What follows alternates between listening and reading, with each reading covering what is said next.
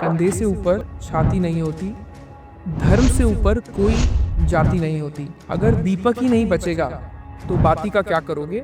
हिंदू धर्म ही नहीं बचेगा तो जाति का क्या करोगे?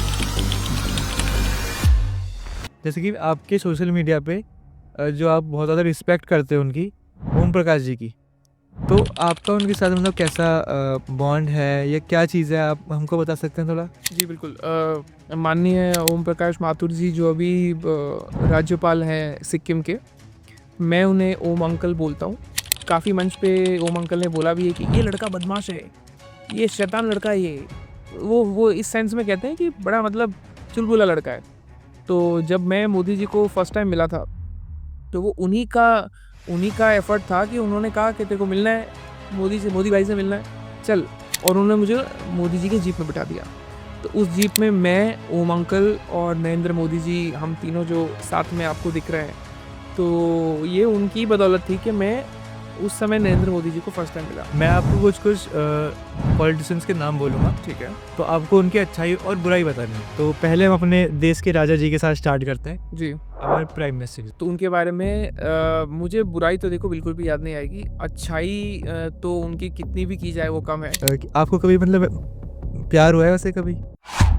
तो सर जैसे कि अभी मैं आपसे बहुत देर से बात कर रहा हूँ, तो मेरे को आपको फेस ना बहुत ऐसा लग रहा है कि आप एक्टर वाला फेस लग रहा है बिल्कुल। मुझे काफ़ी बार लोग कुछ कहते भी हैं इस बारे में, और जब आप जैसे लोग जो ऑलरेडी इतना ज़्यादा इस प्रोफेशन में हैं, जब आप लोग ये कहते हैं तो मैं सोचता हूँ यार मैं कहीं गलत प्रोफेशन में तो नहीं हूँ। तो लकीली मेरा मास्टर्स होने वाला था, और when I was 20 years old my father passed away.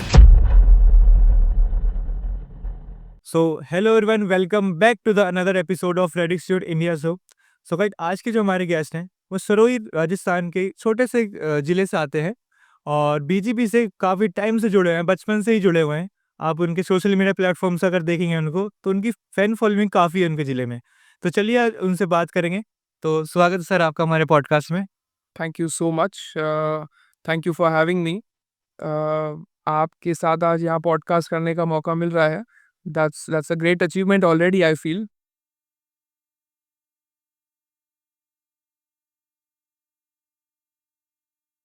देखो, आपने जितने प्यार से बुलाया था, तो मैं या शायद कोई और भी उसको ना नहीं बोल पाता। तो आपने बुलाया तो आना ही था।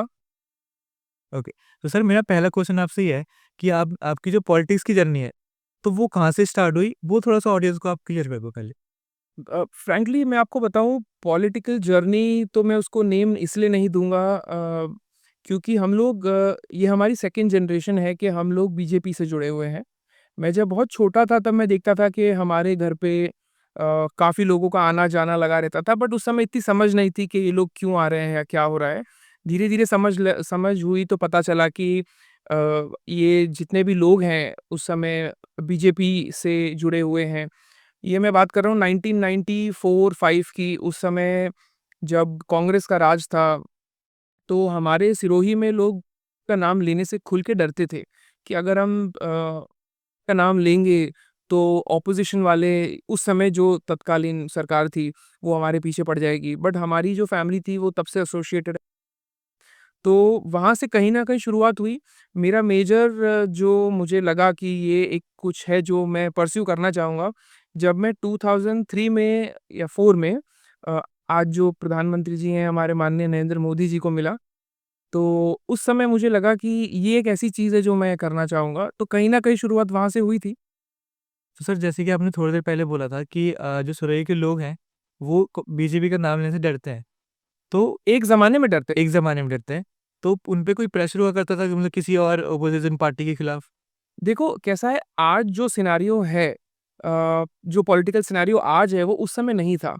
आज तो क्योंकि सोशल मीडिया का ज़माना है, आप कुछ भी अगर थोड़ा बहुत भी इधर-उधर जाएँगे तो लोग वो ईज़िली सबके सामने आ जाता है। उस समय क्योंकि कैमराज़ इतने नहीं थे, लेंसेज़ इतने नहीं थे, तो आप अगर मान लो खुल के एक पार्टी का सपोर्ट करेंगे, तो उस समय लोगों के लिए वो बहुत ईज़ी था आपको ड डराना, धमकाना। तो आज वो क्योंकि वो चीज़ें नहीं होती मगर उस समय थी। तो उस समय लोग ये सोचते थे कि अगर हम, क्योंकि उस समय कांग्रेस का राज था, तो उस समय कांग्रेस क्योंकि पावर में थी और उसके ऑपोज़िशन किसी पार्टी का आप सपोर्ट करोगे तो लाज़मी-सी बात है कि आप पे प्रेशर बनाया जाएगा। तो सर जैसे कि आपने अपने बायो में लिख रखा है, सरोई स्टेट लेवल ऑफ कोऑर्डिनेटर, तो उसका क्या मतलब है? तो मैं 2015 से लेके 2018 तक जिला संयोजक था, व्यावसायिक प्रकोष्ठ का। तो ये बेसिकली एक सेल है, पार्टी अलग-अलग क्षेत्र में सेल्स बनाती है। चाहे वो महिलाओं का हो, व्यवसायिक का हो, एजुकेशन का हो। तो हमारे डिस्ट्रिक्ट का जो व्यावसायिक प्रकोष्ठ था, मुझे उसकी ड्यूटी दी गई थी कि जो बिज़नेस हाउसेज़ हैं, लोगों का अलग-अलग व्यवसाय है, चाहे बड़ा हो, छोटा हो, वो जो प्रॉब्लम फेस कर रहे हैं, उसके बारे में सरकार को लिख के देना। तो क्योंकि हम लोग खुद बीजेपी से हैं, मैं खुद उस समय कोऑर्डिनेटर था, तो मेरा ये ड्यूटी थी कि जो उनकी प्रॉब्लम है, जयपुर तक पहुँचाना। तो वो मेरा काम उस समय था, 2018 तक।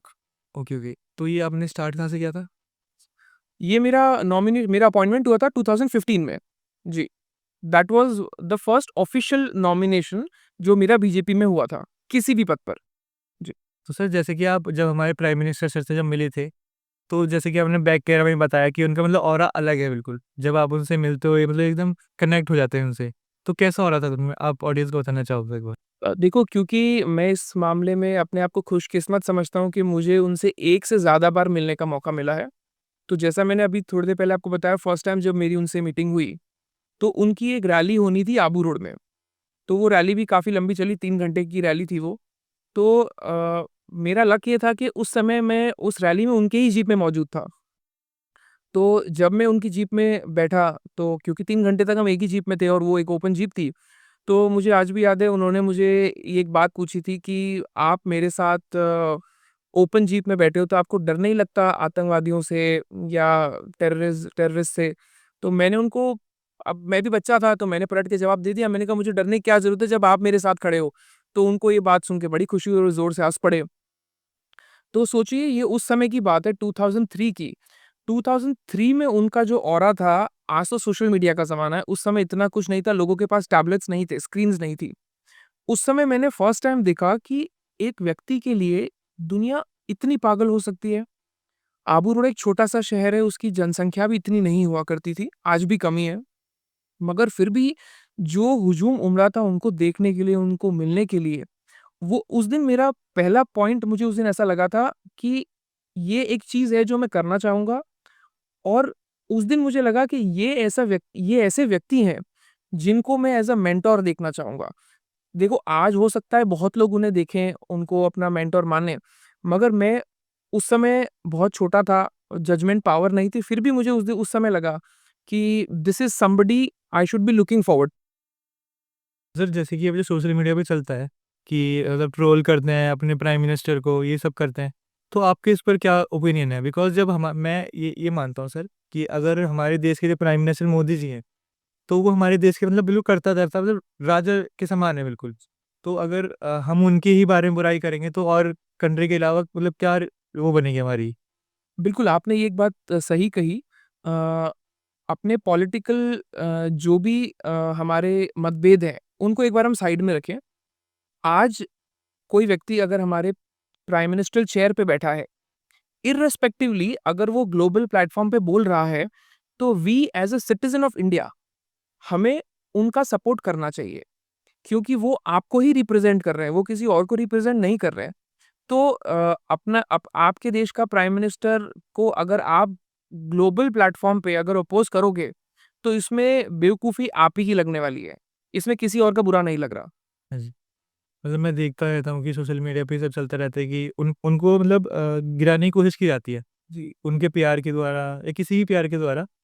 तो मतलब गलत ही चीज़ है क्योंकि मैं तो उनको बहुत ज़्यादा रिस्पेक्ट करता हूँ एज़ एन ह्यूमन। बचपन से रिस्पेक्ट करता था कि लोग बोलते हैं कि माइंड वॉश, अंधभक्त ये सब बोलते हैं कि अगर जब मैं उनकी बड़ाई करता हूँ, तो मेरे कमेंट्स में आता है कि तुम अंधभक्त हो, ये हो, वो हो।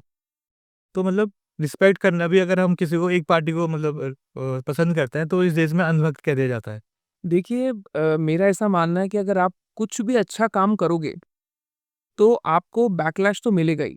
देखो, अगर कोई व्यक्ति कुछ कर ही नहीं रहा और अपने घर में बैठा है आराम से सोफ़े पे, तो ऑब्वियसली उसका कोई अपोज़ करेगा ही नहीं क्योंकि वो कुछ कर ही नहीं रहा। आप कुछ करोगे तभी आपका अपोज़ होने वाला है। तो ये बात तो आप लिख लीजिए कि अगर मान लो आपके बारे में कोई बुराई कर रहा है या आपके बारे में कोई कुछ गलत लिख रहा है तो आप सही ट्रैक पर हो। ये आप मान लो। सही कह रहे हो सर। जी। तो सर जैसे कि बीजेपी राजस्थान से बहुत समय से जुड़ी हुई है, जी। तो जब आपने बीजेपी जॉइन करी, तो आपको कैसा महसूस हुआ? क्या मतलब गर्व वाली बात फ़ील हुई? तो क्या आपको फ़ील हुआ था उस वक़्त? देखो हम लोगों ने मेरी बात मैं अगर करूँ हमने बीजेपी कल तो जॉइन नहीं करी। हम बीजेपी में जब से हैं जब शायद आधे भारत को बीजेपी का नाम भी नहीं पता था। तो मैं ये तो इस सवाल का तो मैं जवाब भी नहीं दे सकता कि जब मैंने बीजेपी जॉइन करी मुझे कैसा लगा? क्योंकि ये सवाल उन लोगों के लिए है जो शायद कल, परसों, 6 महीने पहले, साल भर पहले जुड़े हों। तो ये हमारे लिए तो सेंचुरीज़ पुराना सवाल है। तो सर जैसे मैंने ना आपके सोशल मीडिया पे आपकी जब मैं रिसर्च कर रहा था, टीम भी जब रिसर्च कर रही थी, तो एक चीज़ देखी थी हमने कि आप 2014 या 2013 की समथिंग अफ़गानिस्तान गए थे। जी। उसका क्या सर मतलब था कि जब आप अफ़गानिस्तान जब गए थे, तो क्या मतलब था सर वहाँ पे जाने का?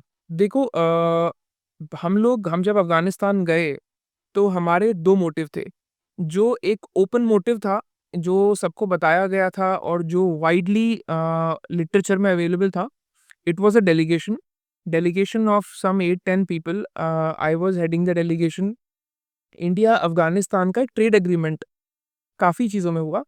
उस समय इंडिया अफ़गानिस्तान का एक स्टोन का ट्रेड एग्रीमेंट होना था कि भारत अफ़गानिस्तान से पत्थर भारत लाया जाएगा क्योंकि वहाँ पे खनिज काफ़ी अच्छी मात्रा में अवेलेबल है। तो हम लोग वहाँ गए थे। सॉरी यार इंटरप्ट यू बट खनिज क्या होता है? So anything that can be mined, minerals.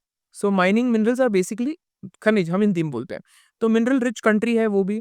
तो हमें वहाँ जाना था India Afghanistan stone agreement trade agreement को रिप्रेज़ेंट करने के लिए जिसके लिए हम लोग वहाँ गए थे। तो ये तो ओपन मोटिव था। मेरा एक कहीं न कहीं बैक मोटिव हमारा एज़ अ पार्टी हम भाजपा में हैं, तो हमें क्योंकि पता था कि अफ़गानिस्तान में हिंदुओं की जो परिस्थिति है वो बहुत ज़्यादा अच्छी नहीं थी। उस समय अफ़गानिस्तान सरकार थी, तालिबान वहाँ हावी था, तो क्योंकि तालिबान अफ़गानिस्तान की सरकार का कॉन्फ्लिक्ट होता रहता था, तो एनी आउटसाइडर उन्हें एक डेंजर रहता था। हम जब वहाँ गए तो वहाँ पे काफ़ी हाई प्रोटोकॉल में हमें रखा गया, हम हर जगह जा नहीं सकते थे। तो इस बहाने से हम लोगों ने अच्छा भारत में उस समय कांग्रेस की सरकार थी सेंटर में, तो जाने में तो वैसे कांग्रेस वाले जाने चाहिए थे, बट क्योंकि अफ़गानिस्तान का मामला था और कोई जाने को तैयार नहीं था। मतलब कांग्रेस वाले ने सर इश्यू भी क्रिएट किया होगा आपके जाने पे? देखो इश्यू वो क्रिएट करते, मगर क्योंकि वो खुद भी जाना ही नहीं चाहते थे क्योंकि उनको अपनी जान प्यारी है, तो उन्होंने सोचा कि ठीक है, ये जा रहे हैं इनको जाने दो। और हमारे लिए एक अच्छा अवसर था क्योंकि हमको अफ़गानिस्तान जाके अपने हिंदू भाइयों से मिलने का मौका मिलने वाला था। तो हम लोगों ने हाँ कर दी और क्योंकि उनके पास और कांग्रेसमैन जाने के लिए नहीं थे, तो उन्होंने हमें हाँ कर दी कि ठीक है, आप लोग जाइए। तो हम लोग 10 दिन के लिए अफ़गानिस्तान गए थे। स्टोन एग्रीमेंट भी हुआ। हम लोग वहाँ से पहला स्टोन एग्रीमेंट हमने किया।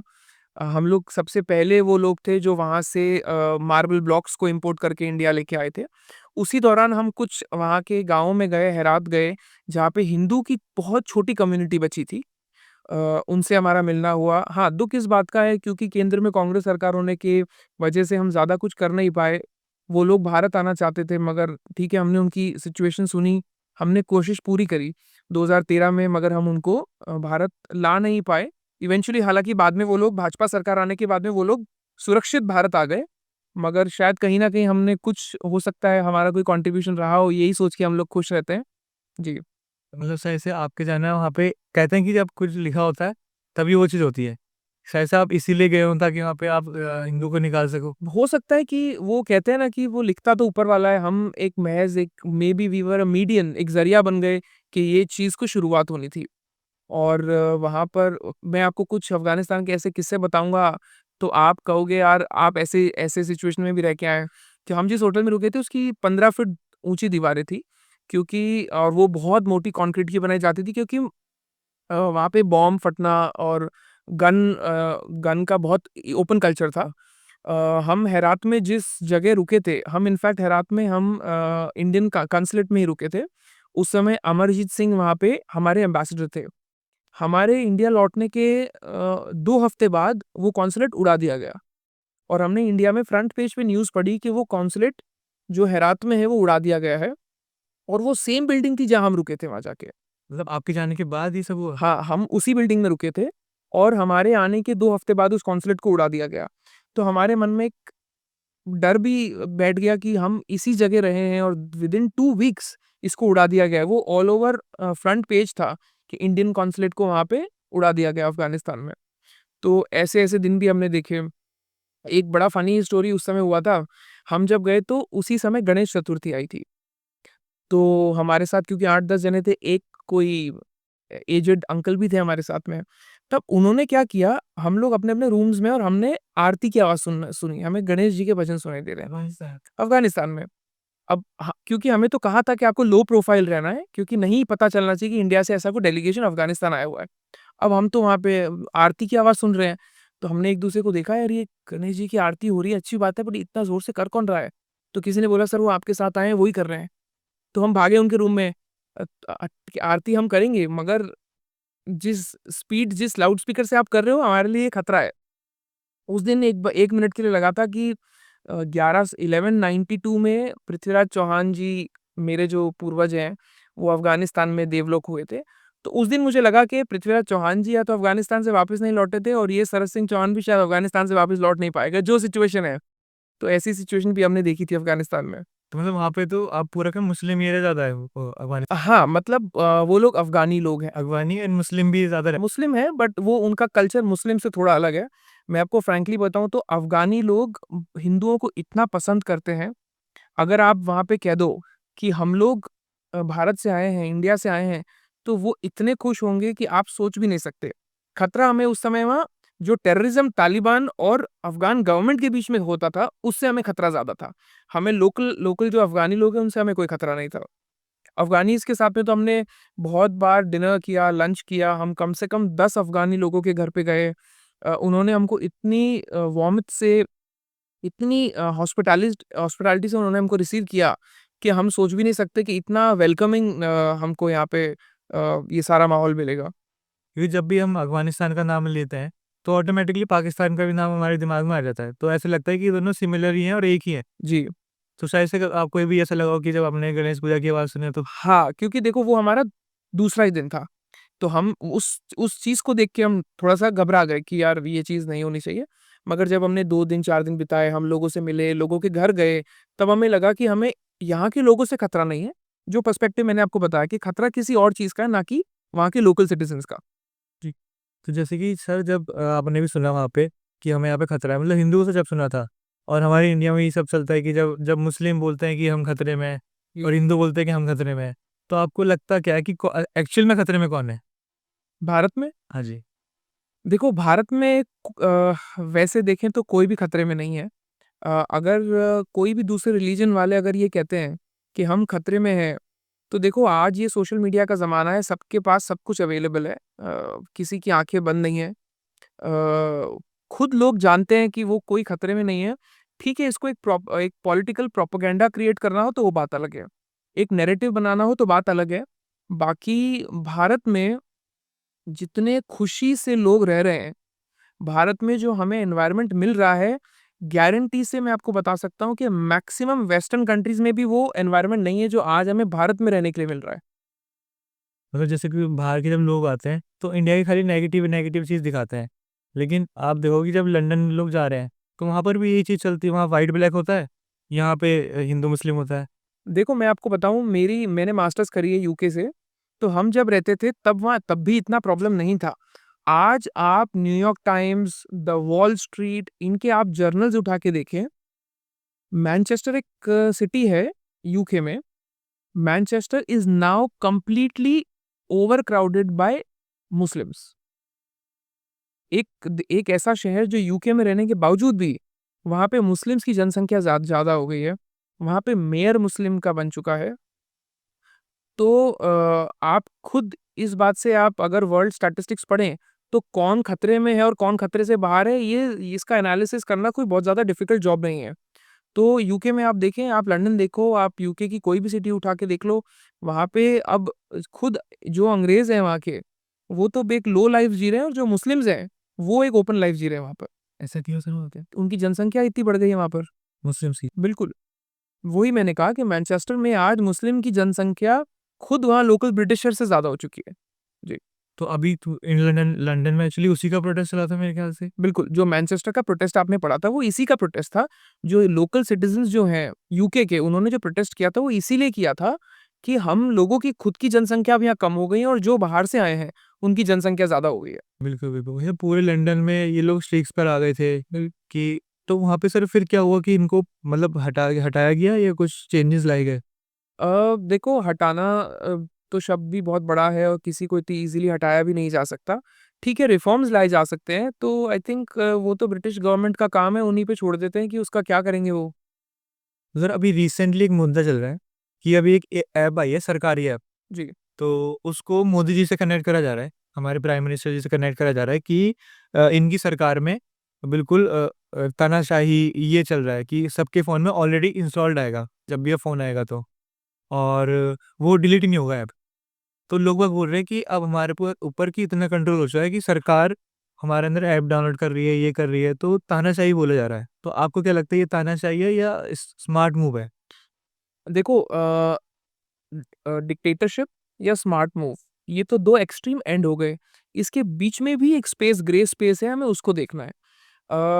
अगर हम ये जो ऐप लाई जा रही है, पहले तो मैं आपको ये बता दूँ कि इंडिया में क्योंकि कितनी बार डिवाइसेज़ ऐसे हुए हैं जो टेररिज़्म के लिए यूज़ हुए हैं, टेररिस्ट एक्टिविटीज़ के लिए यूज़ हुए हैं। रिसेंट आपने काफ़ी सारे मुद्दे देखे होंगे जो इन दिनों कश्मीर में जो मुद्दा हुआ, जो अभी दिल्ली में जो ब्लास्ट हुआ, तो इसमें डिवाइसेज़ जो यूज़ हुए वो इंडिया के ही परचेज़ डिवाइसेज़ थे। तो अब आप खुद बताएँ अगर आप उनकी जगह होते तो आप क्या करते? इन डिवाइसेज़ पे कहीं तो कंट्रोल लाना पड़ेगा। जो लोग गलत नहीं हैं, उन्हें इस बारे में तो डरने की ज़रूरत ही नहीं जब हम गलत ही नहीं है। आज मैं भी भारत में रहता हूँ, मैं अगर गलत नहीं हूँ तो मेरे डिवाइस में अगर सरकार ऐसा कोई एप्लीकेशन डाल रही है, तो बी इट उससे मुझे तकलीफ़ क्यों होनी चाहिए? तो और दूसरी बात, जो डिक्टेटरशिप की बात है, आज आप अगर देखें चाइना है, चाइना को पूरी दुनिया चाइना का एग्ज़ाम्पल दे रही है। चाइना में क्या है? डिक्टेटरशिप है।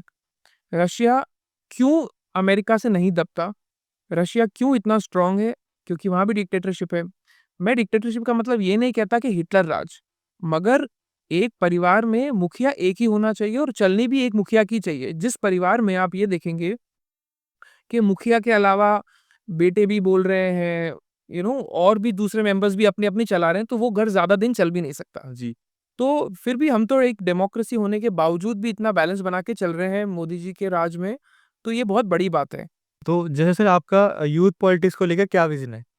क्योंकि जो हमारी यूथ है, वो क्योंकि अभी जो पॉलिटिक्स जो आने वाली है, आगे वाली, तो उससे बहुत ज़्यादा राइट यूथ पॉलिटिक्स का ही होगा। जी। तो राइट मतलब वोट देने का ये सब, तो आप उनको क्या विज़न देखते हो यूथ पॉलिटिक्स में? देखो हमारी कंट्री का जो यूथ है, उसको आप चाहे माने या ना माने, उनका रोल बहुत बड़ा है। आप कुछ भी कर लीजिए मगर आप यूथ को इग्नोर नहीं कर सकते बिकॉज़ इवेंचुअली आगे जाके ये देश उन्हीं को सँभालना है। तो मेरा ऐसा विज़न है, मेरा ऐसा मानना है कि क्योंकि हमें पता है कि हम इस देश को आगे जो आज यूथ है, वही सँभालने वाला है, तो उनको आज से ही प्रिपेयर क्यों ना किया जाए? आज अगर मान लो हमें कुछ पढ़ाई करनी है, तो उसका बेस हम स्कूल में बच्चों को डाल के करते हैं ना। तो जब अब हमें पता है कि जब यूथ आगे सँभालेगा, तो उनका बेस तो क्रिएट हमें अभी से करना है।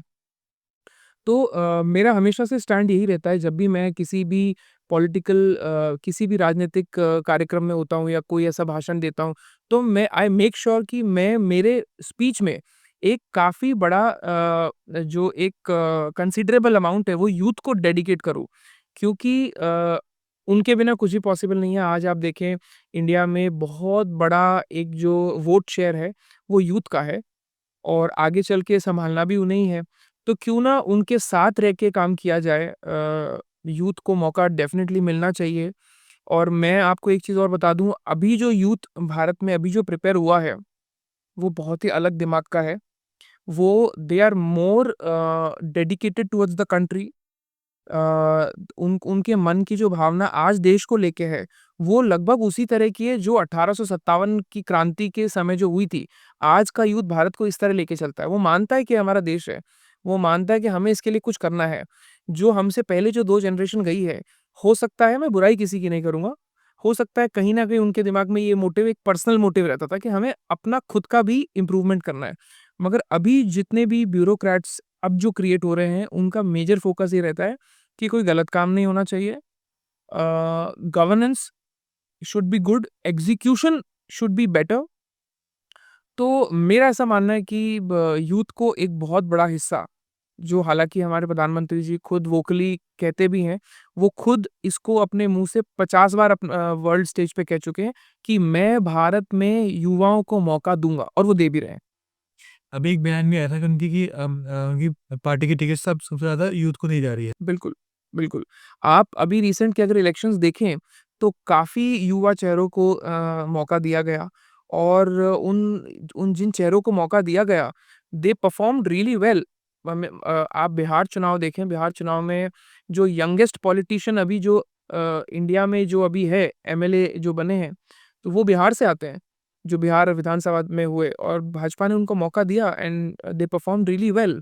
तो तो तो मेरा तो यही कहना है कि जो भाजपा जो कहती है, मोदी जी जो कहते हैं, उसको वो सिर्फ़ कहते नहीं हैं, वो उसको करके भी दिखाते हैं, और वो कर भी रहे हैं। जी। तो जैसे सर इन फ्यूचर मेरे को अगर पॉलिटिशियन बनना है, तो मेरे को कहाँ से स्टार्ट करना पड़ेगा कि मैं बहुत ऊँचे स्तर पे पहुँच जाऊँ जाकर? क्योंकि स्टार्टिंग में तो नहीं होगा कहीं कहीं न कहीं, क्योंकि मेरे को नहीं पता क्योंकि पॉलिटिक्स कैसे जॉइन करी जाती है, क्या होता है? क्योंकि मेरे यूथ को अगर जॉइन करनी है, तो वो कैसे कर सकता है पॉलिटिक्स को जॉइन? देखिए, राजनीति को जॉइन करना कोई स्विच बटन तो नहीं है। मुझे इस चीज़ का जवाब ये बहुत ही एक वेग जवाब होगा। मैं मेरी बात अगर कहूँ, तो देखो, आपको social service is my thing. Uh, आप जनता के बीच रहो, आप जनता की सेवा करो। सेवा करने में हम ये नहीं कह रहे कि आप घर-घर जाओ, उनके पाँव दबाओ, आप उनकी प्रॉब्लम सुनो। आप कोशिश करो कि उनकी प्रॉब्लम आप सॉल्व कर सको। देखो, कोई आदमी फ्रस्ट्रेटेड है और दुखी है, आप अगर उसकी बात अगर सुन भी रहे हो, तो उसका मन तो आधा वहीं हल्का हो जाता है। जो पुराने जो नेता हैं, उनका प्रॉब्लम ये है कि वो सिर्फ़ इलेक्शन के टाइम पे दिखते हैं, फिर अगले 5 साल नहीं दिखेंगे, और ऐसे लोग ज़्यादा टिकते भी नहीं हैं। आज के ज़माने में तो जब युवा हर चीज़ को बहुत बारीकी से सोशल मीडिया पे नोटिस कर रहा है, वो लोग जो चुनाव के अलावा 5 साल लोगों के बीच रहते भी हैं, फ्यूचर उन्हीं लोगों का है, और फ्यूचर होना भी उन्हीं लोगों का चाहिए, मौका भी उन्हीं लोगों का मिलना चाहिए, जो एक्चुअली जनता के बीच में रह रहे हैं। तो जितने भी युवा हैं, मेरे जितने भी भाई-बहन हैं, मैं सबको यही कहता हूँ कि आप ये मत देखो कि आपको किसी मंत्री के पीछे भागना है, या आपको किसी फलाने नेता के पीछे भागना है। आप अपना जो समय है, जितना भी समय आपके पास एक्स्ट्रा है, आप लोगों के बीच बिताओ, उनकी प्रॉब्लम जानो। आप अपने आप स्टेप बाय स्टेप आगे बढ़ते रहोगे, आपको पता भी नहीं चलेगा कि कब आप वो सीढ़ियाँ चढ़ गए। जी। मतलब मन का भाव साफ होना चाहिए पॉलिटिक्स में होने के लिए। मन का भाव साफ होना चाहिए, आपका गिविंग नेचर होना चाहिए, कि हम कोई सोसाइटी में कुछ देना है। हम इंसान हैं, हम में और एक पशु में फ़र्क क्या होगा, अगर हम ऐसा कुछ करके ही नहीं जाएँगे कि लोग हमें याद करें कि हाँ यार, इसने हमारे लिए ये किया था। इसने समाज के लिए किया था, इसने सोसाइटी के लिए किया था, इसने अपनी कंट्री के लिए किया था। तो जब तक वो चीज़ हमारे अंदर नहीं है, तो हम आगे नहीं बढ़ पाएँगे। बिल्कुल। तो सर एक वर्ड है हमारे देश में बहुत चलता है, सब जगह चलता है, जेन ज़ी। जेन ज़ी वर्ड है, तो अभी आपने रिसेंटली देखा होगा कि नेपाल के अंदर जेन ज़ी ने प्रोटेस्ट किया था। तो आपको क्या लगता है वो प्रोटेस्ट जो हुआ था, वो किसी के पीछे से हुआ था या खुद वो जेन ज़ी ने किया था? क्योंकि वो जो प्रोटेस्ट था सर, वो एक्चुअली ये प्रोटेस्ट था कि जो पॉलिटिशियन है उनके बच्चे बाहर-बाहर जाके मतलब फ्लेक्स कर रहे हैं, ये कर रहे हैं, वो कर रहे हैं। और लेकिन क्योंकि नेपाल में थोड़ा-सा डेवलपमेंट नहीं है ज़्यादा, तो वो उनको बैकलैश कर रहा था। देखिए, इसके पीछे का मैं आपको नैरेटिव समझा दूँ। आपने सुना होगा, एक टर्म है डीप स्टेट। डीप स्टेट क्या है? कुछ ऐसे लोग जो टॉप लेवल पे बैठे हैं दुनिया में, और वो चीज़ों को अपने हिसाब से मॉडिफ़ाई करते हैं। नेपाल की जो जेन ज़ी है, उन्होंने इतना बड़ा प्रोटेस्ट कर दिया। इसके पीछे का कारण अगर आप जानें, तो जेन ज़ी ऐसी बिल्कुल बेवकूफ़ तो है नहीं कि उठ गई और पार्लियामेंट में घुस गई।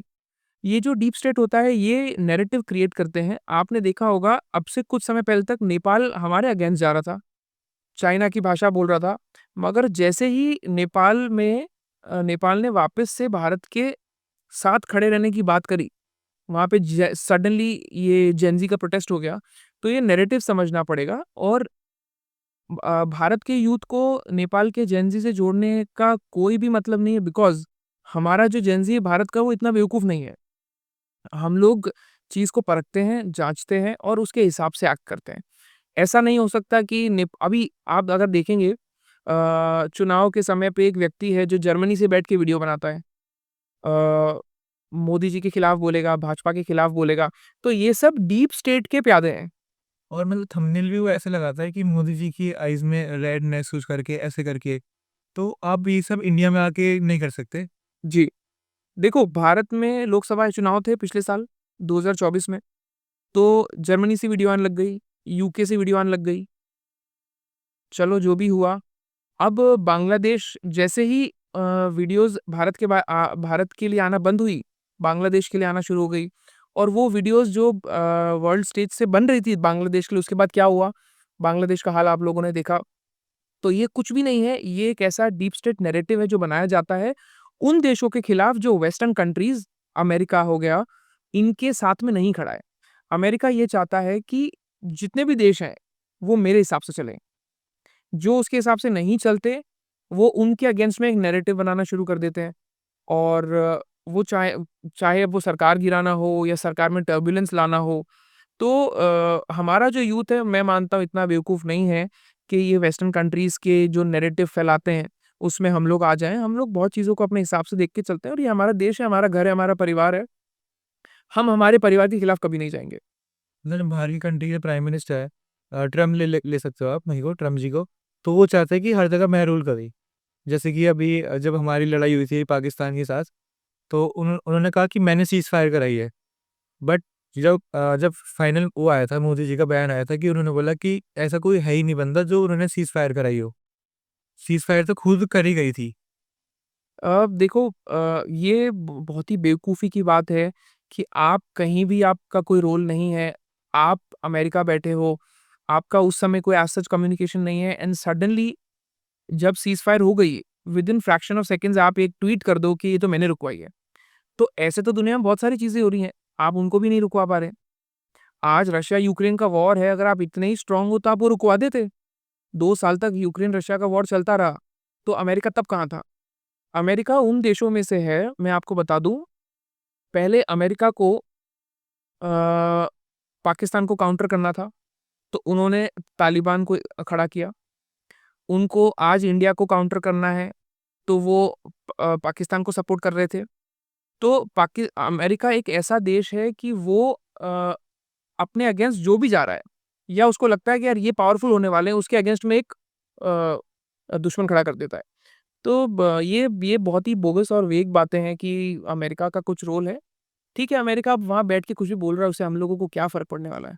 तो अभी हम सर के साथ एक छोटा-सा गेम खेलेंगे जिसमें आपको भी इंटरेस्ट आएगा, हमको भी इंटरेस्ट आएगा और सर को भी इंटरेस्ट आएगा। तो सर बहुत छोटा-सा गेम है। जी, मैं आपको कुछ-कुछ पॉलिटिशियंस के नाम बोलूँगा, ठीक है। तो आपको उनकी अच्छाई और बुराई बतानी है। ठीक है। तो पहले हम अपने देश के राजा जी के साथ स्टार्ट करते हैं, जी, हमारे प्राइम मिनिस्टर। जी। तो उनके बारे में मुझे बुराई तो देखो बिल्कुल भी याद नहीं आएगी। अच्छाई तो उनकी कितनी भी की जाए वो कम है। आप dedication, hard work, simple life, grounded, आप कितने भी वर्ड उनके बारे में बोलें वो तो कम है।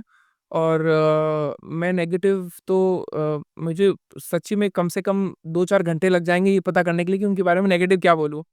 वो तो मैं भी नहीं चाहूँगा आप नेगेटिव बोलें ऐसा। कुछ होना भी चाहिए। जी, जी सर। तो दूसरा नाम है आमिर जी। जी। अच्छाई द स्ट्रेंथ, उनकी जितनी स्ट्रेंथ और ड्यूरेबिलिटी, ये उनकी अच्छाई है। उनके बारे में नेगेटिव क्या बोला जा सकता है कि ये तो मैं अच्छे-अच्छे लोगों के नाम ले रहा हूँ, इसमें नेगेटिविटी आ ही नहीं रही। नेगेटिव आ ही नहीं रही है बिल्कुल। ओके, तो नेगेटिव के नाम लेते हैं। राहुल जी। अब उनके बारे में अच्छाई नहीं आएगी। ये भी सही कह रहे हो आप। जी, और नेगेटिव तो देखो मेरा जो स्वभाव है मैं नेगेटिव किसी के बारे में बोलता नहीं हूँ but just in a good humour उनके बारे में बोल सकते हैं कि still trying to graduate. Okay, समझ गया। तो अभी मतलब जैसे कि वो तो बहुत मेरे को तो पता नहीं ऐसा लगता है कि पीएम बन नहीं सकते, जी। क्योंकि जो उनके बयान बयान ही आता है ना, उससे ही प्रूफ हो जाता है ये सब चीज़ें।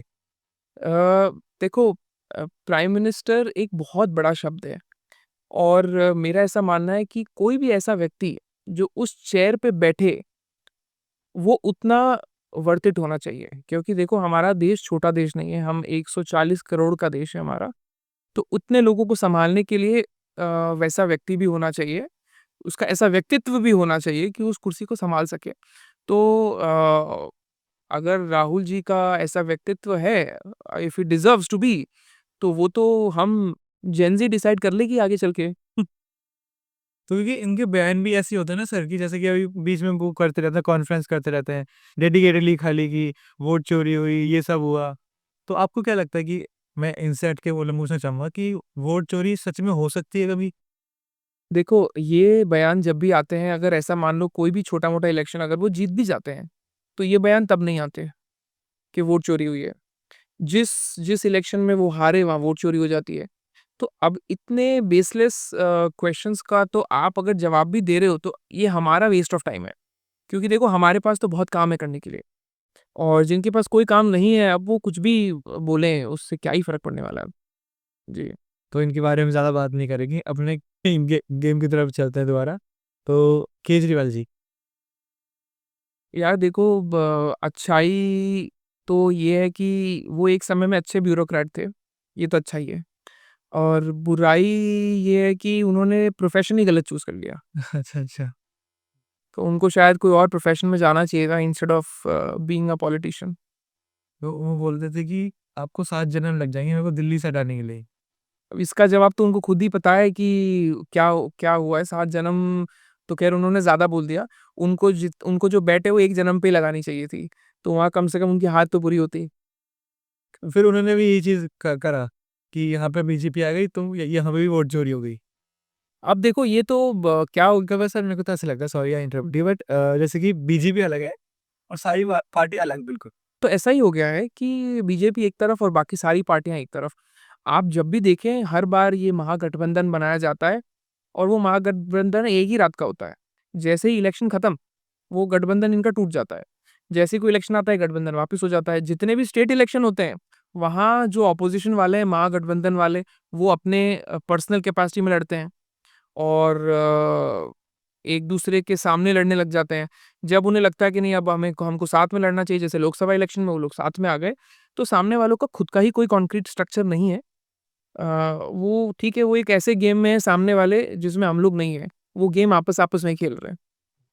तो सर वैसे आप अगर इन फ्यूचर जब प्राइम मिनिस्टर जी हटेंगे, तो आप किसको देखते हो उनके अलावा? अ, देखिए ये बहुत टफ सवाल इसलिए है क्योंकि प्रधानमंत्री नरेंद्र मोदी जी ने जो बार सेट कर दिया है, वो इतना ज़्यादा हाई सेट कर दिया है कि जो अब पीछे कोई भी आए, उनके लिए ये बहुत बड़ा चैलेंज है उस जगह को भरना।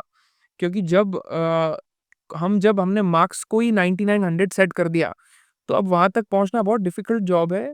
हालाँकि देखो मेरा अगर पर्सनल आप माने, तो मैं मानता हूँ कि यूपी के जो चीफ़ मिनिस्टर हैं, Yogi ji, he is one of the right candidate to fill the space of Narendra Modi ji because कहीं न कहीं उनके अंदर वही ज़ील, एंथुसियाज़्म और डेडिकेशन है, जो मोदी जी में है।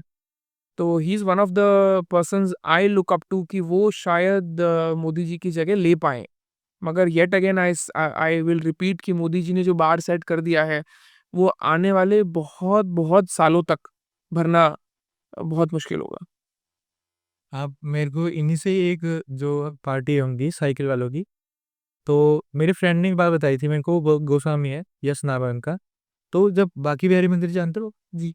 तो बहुत साल पहले की बात है, तो ये जब गए थे वहाँ पर, तो ये वो प्रोटोकॉल की जगह, मतलब प्रोटोकॉल जो होता है, उस मंदिर के अंदर मतलब बांके बिहारी जी मंदिर के अंदर डॉग्स लेके चले गए थे। जी, क्योंकि आज तक कभी कोई लेके नहीं गया, क्योंकि इनको लगता है कि मेरे को वो थ्रेट है, वो थ्रेट है, तो वहाँ पर डॉगी लेके चले गए। तो आज उनकी हालत हम सबको पता ही कैसी है, क्योंकि अगर आप ऊपर वाले के साथ भेदभाव करोगे बिल्कुल, तो फिर तो क्या ही बात है। देखो all due respect to all the dog lovers दोनों सिर्फ एक्चुअली वो डॉग लवर के चक्कर में नहीं था, वो प्रोटोकॉल के चक्कर। आई नो नहीं मैं यही कहने वाला था कि मैं जो बोलने वाला था इसलिए मैंने पहले एक डिस्क्लेमर दिया कि ठीक है जानवर भी एक जीव है all the due respect to all the dogs all the animals मगर कोई ऐसी जगह जो किसी की आस्था का केंद्र है हमें उस आस्था का सम्मान करना चाहिए देखो हो सकता है उनका खुद का कोई भी प्रोटोकॉल हो, मगर बांके बिहारी मंदिर का भी कोई प्रोटोकॉल है। आप जिसके घर में जा रहे हो, आपको नियम तो उसके ही मानने पड़ेंगे। आज हम किसी के घर जाते हैं, तो हम अपने नियम नहीं लगा सकते, हमको जिसके घर में गए उसके नियम लगाने हैं, वो मानने हैं। तो बांके बिहारी मंदिर जो है, उनका जो प्रोटोकॉल है, कैसे जाना है, कैसी वेशभूषा में जाना है, कब जाना है, वो तो खुद मंदिर डिसाइड करेगा। तो आपको अगर ले जाना है तो आपको पहले पूछना चाहिए, और अगर वो हाँ कहें, तब भी आपको सोचना चाहिए कि आप ऐसी जगह आप डॉग्स को लेके जा रहे हो, तो वो कहीं न कहीं कॉन्ट्राडिक्टिंग है। जी। मतलब जो पूरे जिसने पूरी दुनिया की रक्षा कर रखी है कि वो आपको नहीं लगता कि वो उनकी भी रक्षा कर दे? बिल्कुल। और इसका मतलब या तो आप ये मैसेज देना चाह रहे हो कि आप पता नहीं वहाँ कोई पीआर प्रोट के लिए जा रहे हो, क्योंकि आपको तो आस्था ही नहीं है उनसे। क्योंकि आपको आस्था होती तो आप मानते कि वो आपको आपका सिक्योरिटी तो दे ही रहे, बांके बिहारी मंदिर में तो बांके बिहारी जी खुद ही बैठे हैं, मतलब आप उन्हें मानते ही नहीं हो। और वैसे भी ये तो जग ज़ाहिर है कि साइकिल वाले किसको ज़्यादा मानते हैं, ये हमें भी बोलने की ज़रूरत नहीं है। वो दिन बात-बात पे टोपी लगा लेते हैं। तो ख़ैर ये बात जानते ही हैं। तो इन्हीं का नाम लेते हैं सर आप, तो आप इनके बारे में क्या बोलना चाहोगे? अच्छाई मैं आपको ये कहूँगा, अच्छाई ये है कि वो एक बहुत ही प्रख्यात परिवार में जन्मे थे। उनके पास बहुत अच्छा एक फैमिली बैकग्राउंड था। वो काफ़ी कुछ अपने राज्य के लिए कर सकते थे, बजाए इसके कि आप सिर्फ़ स्टंट में पड़े रहो। और अब बुराई तो देखो, मैं आपको आई थिंक जो मैंने कहा है उसमें अच्छाई-बुराई दोनों ही आ गई है। तो ठीक है, all the best to him, मगर जी, यहीं तक कहें तो अच्छा है। तो सर कैसा लगा आपको गेम में कॉन्सेप्ट? नहीं, बिल्कुल, देखो क्या है, मतभेद, जो राजनीतिक मतभेद हैं वो अलग है, मैं उसको लेके नहीं चलता। मैं जितने भी लोग हैं जो राजनीति में हैं, किसी भी तरीके से पार्शियल, फुल्ली, मैं सबको टोटल रिस्पेक्ट देता हूँ। ऐसा नहीं है, मैं हर व्यक्ति के साथ में वैसे ही प्रेम सब भाव से बात करता हूँ, जैसे मैं मेरे अपने किसी व्यक्ति से बात करता हूँ, क्योंकि मेरा ये मानना है कि राजनीतिक मतभेद ठीक है, वो थोड़ा बहुत बोलने में ठीक लगते हैं। इवेंचुअली हम सब इंसान हैं। हम सबका फ़ोकस ये होना चाहिए कि हम लोग अपने देश को पहले रखें, अपने देश के लिए कुछ ना कुछ करें, ना कि खुद के लिए। मैं जिस शहर से आता हूँ, वो एक बहुत छोटा-सा शहर है, आबू रोड। सिरोही जिले में पड़ता है, राजस्थान में है। आबू रोड उन शहरों में से है जहाँ पे राजस्थान का सबसे पहला स्टेट बैंक ऑफ इंडिया 1956 में लग गया था। फिर भी आज आबू रोड की जो गिनती है, वो राजस्थान के शायद टॉप 10 सिटीज़ में भी नहीं होती। तो मेरा उद्देश्य ये है कि मैं मेरे शहर के लिए कुछ करूँ, मेरे शहर के बुनियादी ढाँचे के लिए कुछ करूँ, because basic structure of living जो है वो सबसे पहले इम्पोर्टेंट है। जो आम जनता है, अगर आप उनके बीच जाएँ, उनको कोई लेना-देना नहीं है कि यूक्रेन पे किसने वॉर कर दिया, इज़राइल किसको मारने वाला है, वेस्ट में कौन-सा नैरेटिव क्रिएट हो रहा है, नेपाल क्या बोल रहा है, चाइना क्या कर रहा है, बिकॉज़ वो जो लास्ट तबके के लोग हैं, वो अभी भी इस मुद्दे से जूझ रहे हैं कि उनको अभी साफ पानी चाहिए, रहने के लिए अच्छा घर चाहिए। Thanks to prime minister Narendra Modi ji के उन्होंने पीएम आवास योजना के तहत इतने लोगों को घर दे दिए। थैंक्स टू हिम कि उन्होंने पीएम जन-धन योजना के पीछे उन्होंने इतने लोगों को डायरेक्ट बेनिफिट देना शुरू कर दिया। मगर फिर भी, क्योंकि हमारा देश बड़ा है और एक आदमी अकेला वो चीज़ नहीं कर सकता, इसलिए हम सबको भारतीय होने के नाते सबसे नीचे तबके से शुरू करना चाहिए। जो जितने भी यूथ अगर इस बात को सुन रहे हैं, मैं उनको यही कहूँगा कि आप सबसे लास्ट स्टेप पर जाओ, उन लोगों की चिंताओं को सुनो, क्योंकि देखो आज अगर हज़ार यूथ लोगों के बीच में अलग-अलग एस्पेक्ट्स में जा रहा है, तो आप ये तो मानते हो कि उन हज़ार में से 5 तो अच्छे पॉलिटिशियन बनेंगे। तो वो 5 तो वो हज़ार लोगों को इवेंचुअली सँभाल ही लेंगे। तो मेरा भी यही है, मेरा विज़न यही है कि मैं मेरे शहर आबू रोड के लिए कुछ करूँ। मैं उन पॉलिटिशियंस में से नहीं हूँ जो अपना पर्सनल बेनिफिट देखता है। मैं ये चाहता हूँ कि मेरा शहर का नाम राज्य स्तर पर हो, और मैं जिस जिस दिन इस दुनिया से जाऊँ, लोग ये कहें कि यार इसने हमारे लिए ये किया था। मतलब वो एक शायरी है कि जब मैं जाऊँ तो भीड़ आनी चाहिए। देखो, अगर उनको प्रेम होगा तो आ ही जाएँगे, और प्रेम तो देखो होगा ही अगर हम कुछ अच्छा कर जाएँगे उनके लिए। तो सर ऐसी क्या 3 चीज़ आप चेंज करोगे अभी? अगर आप मतलब पावर में आते हो, मतलब बहुत ज़्यादा पावर में आते हो, तो क्या 3 चीज़ होंगी जो आप सबसे पहले चेंज करोगे अपने स्टेट? देखो ये जो सवाल आपने पूछा, आपने नायक मूवी देखी है? जी सर, जी सर, नहीं। तो देखो हम वो जनरेशन है जो नायक को टीवी पे कम से कम 500 बार देख के बड़े हुए हैं। तो आप बस ये मान लो कि नायक मूवी का रिपीट टेलीकास्ट ही होने वाला है या सीक्वल बनने वाला है। तो ये बात आप मान लो। बाकी अगर हम सिर्फ़ कुछ 2-3 चीज़ों की बात करें तो हालाँकि स्वच्छ भारत अभियान हम 10 साल से 2014 में शुरू हुआ था, आज 11 साल हो गए स्वच्छ भारत अभियान को। फिर भी मेरा फ़ोकस ये रहेगा कि भारत में सबसे पहले लोगों को जागरूक करूँ कि गंदगी ना करें। कि मेरा पहला यही रहेगा कि हम अपने देश को सुंदर बनाएँ। क्योंकि ये एक चेन रिएक्शन है। हमारा हमारा मोहल्ला, हमारा घर-बार सब साफ-सुथरा रहेगा तो मेडिकल एक्सपेंसेस लोगों के कम होंगे। हम एक खुशहाल ज़िंदगी जिएँगे बिकॉज़ स्वच्छता बहुत ज़रूरी है। तो मेरा पहला जो क्लीनलीनेस ड्राइव है वो मेरा प्राइम रहेगा। दूसरा, जितना जो हमारा बेसिक स्ट्रक्चर है, छत, पानी, ये लोगों को सबसे पहला ये है कि ये लोगों को साफ-सुथरा तरीके से टाइमली मिलना चाहिए। दूसरा तीसरा जो है कि आप अगर देखेंगे गुड गवर्नेंस एक वर्ड है। आज फाइलें जो हमारे सरकारी ऑफ़िसेज़ में फाइलों को खिसकाने के लिए बहुत समय लगता है। क्या-क्या चीज़ें हमें करनी पड़ती है वो मैं शायद कैमरे पे ना बताऊँ तो अच्छा रहे। बाकी लोग सब समझते हैं एक फ़ाइल को खिसकाने के लिए महीनों महीने बीत जाते हैं। आम जनता के जूते-चप्पल घिस जाते हैं। 30 डेज़ का विंडो बनेगा कि कोई फ़ाइल अगर क्रिएट हो गई है किसी भी सरकारी ऑफ़िस में तो 30 दिन का आपके पास टाइम है। या तो उस पे येस लिख दो या उस पे नो लिख दो। आपने येस लिख दिया तो गुड इनफ एक व्यक्ति का काम हो गया। आप अगर ये लिख देते हो कि नो, तो आप रीज़निंग लिखो कि इस फ़ाइल में जो भी काम था, चाहे वो किसी भी विभाग का हो, वो क्यों नहीं हुआ? उसका डायरेक्ट स्क्रूटिनी होनी चाहिए कि किसी भी फलाने ब्यूरोक्रेट ने या किसी भी फलाने सरकारी कर्मचारी ने ये फ़ाइल कंप्लीट क्यों नहीं करी? ताकि उनको ये पता रहना चाहिए कि कोई हमें देख रहा है। कोई नहीं देखेगा तो सरकारी कर्मचारी आम जनता को किस तरह रुलाते हैं, ये सब हम जानते हैं। तो ये एक मुद्दा मेरे दिमाग में है कि मुझे इसको रेगुलराइज़ करना है, ताकि आम जनता को सरकारी विभागों में ये चप्पल-जूते घिसने की चीज़ें ना हो। मतलब ये पिक्चर में दिखाया गया था सर, एक गब्बर आई थी पिक्चर, तो उसमें दिखाया गया था कि मतलब हर हर हर उसमें स्टेट मतलब क्या बोलते हैं, आज इंजीनियरिंग हो गई, डॉक्टर हो गया, सब मतलब किसी भी आप उसमें चले जाओ, तो कोई ना कोई वहाँ पे घपलेबाज़ी करता ही रहता है। तो इसलिए सब लोग बोलते थे कि मत कर गब्बर आ जाएगा। मतलब डर का माहौल लेके था कि एक इंसान की। अब मुझे मूवी याद आ गई। जी, जी। हाँ, हाँ। तो मैं जब वो हॉस्पिटल में भी गया था कि उसकी लाश अंदर रखी थी, लेकिन तब भी उन्होंने बिल बनाया। बिल बनाया, बिल्कुल। और ये होता है, ये फैक्ट है। तो ये चीज़ें नहीं होनी चाहिए और इस पे फंदा तो कसना पड़ेगा और वो होगा। आज नहीं तो कल वो चीज़ होने वाली है।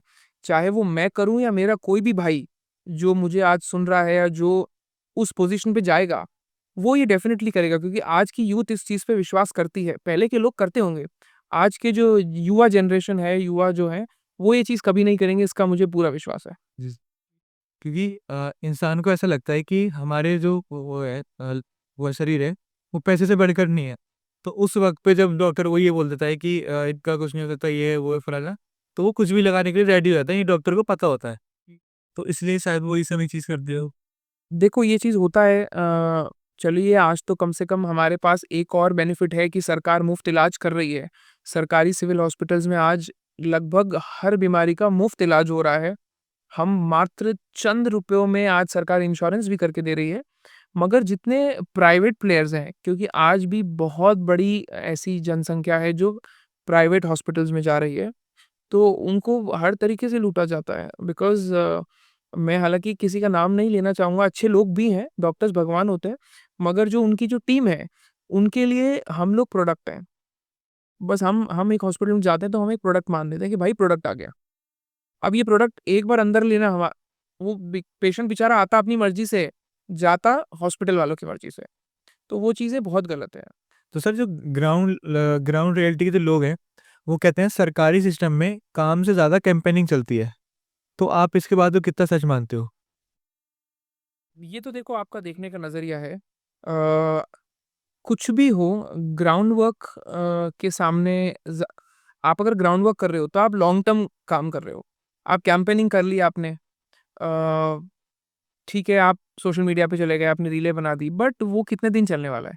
लोगों को देख के पता चलता है। हो सकता है कि आज दिल्ली में कोई रील आई है, तो शायद हो सकता है कोई साउथ में बैठे हुए व्यक्ति को ना पता हो, मगर दिल्ली के लोगों को तो पता है ना कि इस आदमी ने कुछ किया ही नहीं है, ये तो सिर्फ़ रीलें बना रहा है।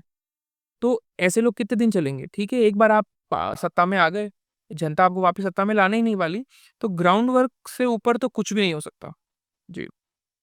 सही है। मतलब ग्राउंड लेवल पे जो लोग रहते हैं, उनको जो आस-पास रहते हैं, उनको तो पता ही रहती है उनकी रियलिटी। बिल्कुल पता चलेगी। और देखो, आज हम तो मैं वापस यूथ की बात करूँगा, हम यूथ तो फ्रैक्शन ऑफ सेकंड्स लेते हैं किसी को ट्रोल करने में। ठीक है। तो ऐसे नेताओं का जिनका सिर्फ़ रील्स आ रही हैं, तो उनको तो उन ट्रोलिंग भी उनसे ज़्यादा दूर नहीं है। अगर आपने अभी 2-3 दिन पहले का एक एक कोई अभी जो सत्र चल रहा था पार्लियामेंट का, तो उसमें आपने देखा होगा विपक्ष की एक नेता ने कैमरे कुछ जर्नलिस्ट थे, उन्होंने कुछ सवाल पूछा, तो उन्होंने 2 ब उन्होंने डॉग की तरह बार्क करके 2 बार वो निकल गईं।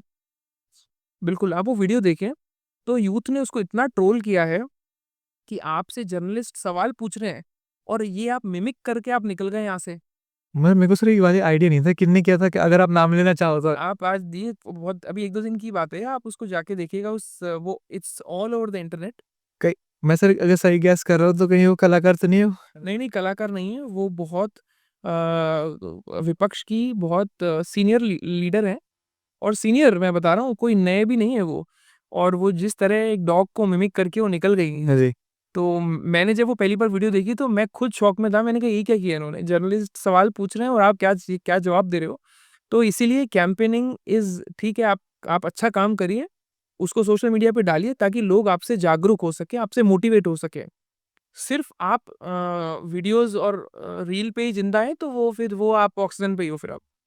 अभी आप इसी बात से मेरे को एक चीज़ याद आई है सर, कि जो कलाकार हैं जया बच्चन जी, तो पार्लियामेंट में बैठे थे अभी, रिसेंटली बात है ये भी, जो स्पीकर होते हैं, पार्लियामेंट स्पीकर, तो वो उनसे बहस कर रहे थे कि मेरे को आपकी टोन अच्छी नहीं लगी। तो स्पीकर जो हमारे स्पीकर सर हैं, उन्होंने बोला कि मेरे को पता है कि आप कलाकार हो, लेकिन अब जो है कि आप डायरेक्टर के हिसाब से चलते हो, मैं यहाँ पे अपने हिसाब से चलता हूँ। तो उनको लगा कि कोई टोन सही नहीं थी, तो आपको क्या क्या लगता है कि इस चीज़ में कि कौन गलत था? देखो, वो प्रकरण मैंने भी पूरा देखा था। जब उसमें ऑनरेबल चेयर ने इस बात पे ऑनरेबल चेयर ने सिर्फ़ उनको एक नाम से पुकारा, उनके पूरे नाम से पुकारा और समहाउ उनको ये बात पसंद नहीं आई कि आपने मुझे मेरे पूरे नाम से क्यों नहीं पुकारा। अब इसी के विपरीत अगर आप ये देख लो कि अगर मान लो बाय एनी चांस अगर उन्होंने उनको उनके आधे ही नाम से पुकारा होता, तो वो कह देती कि आपने मुझे मेरे आधे नाम से पुकारा, आप मुझे पूरे नाम से नहीं पुकार रहे। तो ये तो आप दोनों तरफ से आपको पकड़ना है बस बात को, क्योंकि आपके पास और तो कुछ नहीं है बोलने के लिए। और मेरा ऐसा मानना है कि आप पार्लियामेंटेरियन हो, आप एमपी अगर आप एमपी हो, तो आपको भी डेकोरम पता होना चाहिए। अगर आप एमपी हो तो सामने जो चेयर पे जो बैठा है चेयरमैन, उसका भी एक डेकोरम आपको मेंटेन करके चलना है। द वे आप बैकलैश कर रहे हो उनको, वो सरासर गलत है। क्योंकि सामने वाले ने ऐसा कुछ भी नहीं कहा था, उन्होंने सिर्फ़ उनको उनके नाम से पुकारा और फिर वो सडनली अपने बॉलीवुड अवतार में आ गईं, जो कि कहीं न कहीं उन्हें शोभा नहीं देता। तो उन्होंने यही चीज़ बोली थी कि आप डायरेक्टर के हिसाब से चलते हो और मैं अपने हिसाब से चलता हूँ। तो वो चीज़ सही बोली थी उन्होंने। बिल्कुल, जब आप मूवी बना रहे हो तब डायरेक्टर की सुन रहे हो। जैसा वो कह रहा है वैसे आप उतने शिफ्ट भर रहे हो, उतने एक्टिंग कर रहे हो, तो यहाँ पर भी तो आप एक एक्टर ही हो ना, आपको जो डायरेक्टर ऊपर बैठा है आपको उसके हिसाब से तो चलना पड़ेगा। आप ठीक है, आप अपना रोल प्ले करो, बट देन अगेन आप थोड़ा-सा डेकोरम तो मेंटेन करेंगे ही। तो सर जैसे मेरा पॉडकास्ट का खोलने का एक एक महज़ रीज़न ये था कि जो मेरे गेस्ट आ रहे हैं, मैं उनसे कुछ सीख सकूँ। तो जैसे कि अभी चेयरमैन की बात चल रही है, तो वो मतलब वो कैसे बना जाता है? मतलब वो चेयरमैन कैसे बना जाता है? आप मुझे थोड़ा-सा डिटेल में बताएँ कि हम किस चेयरमैन की बात कर रहे हैं? जो पार्लियामेंट के स्पीकर होते हैं, चेयरमैन होते हैं, मतलब जो सबसे टॉप पे बैठे रहते हैं। देखो, वो तो बहुत बड़ी बात हो गई, जैसे आप लोकसभा की बात करें, तो लोकसभा में चेयरमैन अपॉइंट होता है। आप you should be one of the MPs, आप पहले तो आप लोकसभा के मेंबर होने चाहिए। लोकसभा में जो सत्ता में जो पार्टी आएगी विद मैक्सिमम मेजॉरिटी, वो उसमें स्पीकर अपॉइंट होते हैं। जो राज्यसभा है, जो हमारे वाइस प्रेसिडेंट हैं, ऑनरेबल वाइस प्रेसिडेंट, वो राज्यसभा के चेयरमैन होते हैं। तो ये तो बहुत टॉप लेवल की बात हो गई। उसके अलावा भारत में ऐसी काफ़ी सारी चीज़ें हैं जहाँ जिसको आप चेयर करके आप सोसाइटी में कुछ ना कुछ चेंज ला सकते हैं। अच्छी बात है, वो तो बहुत लंबा सफ़र है वहाँ तक जाना। उससे पहले जो नीचे के जो काम करने हैं, पहले वहीं कर लें कुछ। क्योंकि मैं अक्सर देखता हूँ क्योंकि सब उनकी रिस्पेक्ट करते हैं और सब लोग सुनते हैं उनकी। प्राइम मिनिस्टर की जी भी उनके नीचे रहते हैं, तो मतलब ऐसा रहता है उनके साथ। क्योंकि अभी आप पार्लियामेंट में बैठे हैं, आप लोकसभा में बैठे हैं, तो लोकसभा का जो चेयरमैन है, वो है स्पीकर ऑफ लोकसभा। तो आप चाहे कुछ भी हो, आप होम मिनिस्टर हो, प्राइम मिनिस्टर हो, बट एट द मोमेंट जब आप उस सदन में बैठे हो, आपको स्पीकर की सुन के ही चलना पड़ेगा। जब स्पीकर कहेंगे बोलिए, तभी आपको आपकी चांस आएगी, तभी बोलना है। तो सदन में जो आपके जो अध्यक्ष हैं, आप उनको सुन के ही चलना पड़ेगा। That's how the protocol works. तो सर उस सदन के अंदर अलग-अलग चेयरमैन होते हैं हर बार? नहीं, लोकसभा का एक चेयरमैन, राज्यसभा का एक चेयरमैन। जी। जिसको हम स्पीकर ऑफ लोकसभा, जो लोकसभा है, उनके चेयरमैन को हम चेयरमैन नहीं, हम speaker of Lok Sabha. Speaker of Lok Sabha, okay, okay. जो राज्यसभा है, वहाँ पे हम चेयरपर्सन बोलते हैं। ओके, ओके, ठीक है। तो सर मतलब कि वहाँ पे जो उन्हीं की रूलिंग चलती है पूरी, अंदर या बाहर? नहीं, या सिर्फ़ उनकी बस वहीं पे चल वो सदन चलाते हैं बेसिकली। सदन को चलाना मतलब मैनेज करना। पार्लियामेंट के आवर्स होते हैं, कौन किस समय बोलेगा, क्योंकि अगर मानो कोई कोई उनको समझाने वाला नहीं कि अब आप बोलिए, तो सदन तो चल नहीं सकता क्योंकि लोग अपनी मर्ज़ी से बोलेंगे।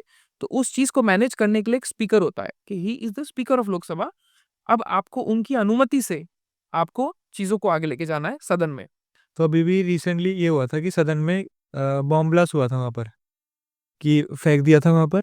और आपको पता है उसकी आइडिया कि जब नया बना था कुछ उन्होंने I think smoke bomb, smoke bomb, sorry smoke bomb या वो कहीं न कहीं सिक्योरिटी की कोई चूक थी, कोई सिक्योरिटी लीक था। हालाँकि ऐसा नहीं होना चाहिए क्योंकि it's one of the most secure places in India. तो अब ये जो भी लीक रहा हो उस समय। मेरे को लगता है सर ये नैरेटिव सेट किया गया था कि आपके इंडिया के अंदर आप जहाँ पे इतने सारे एमपीज़ जाते हैं, पॉलिटिशियन जाते हैं, वही जगह सेफ नहीं है। तो मेरे को लगता है ये भी एक कैंपेन का हिस्सा था कहीं न कहीं। आप देखिए, हम तो फिर भी इतना ध्यान रखते हैं, वो स्मोक बॉम्ब था। ठीक है, वो चीज़ भी हुई, वो ख़ैर वो बहुत गलत हुई। हमारा जो पार्लियामेंट है, उसने तो टेररिस्ट अटैक भी देखे हैं किसी पुरानी सरकारों में।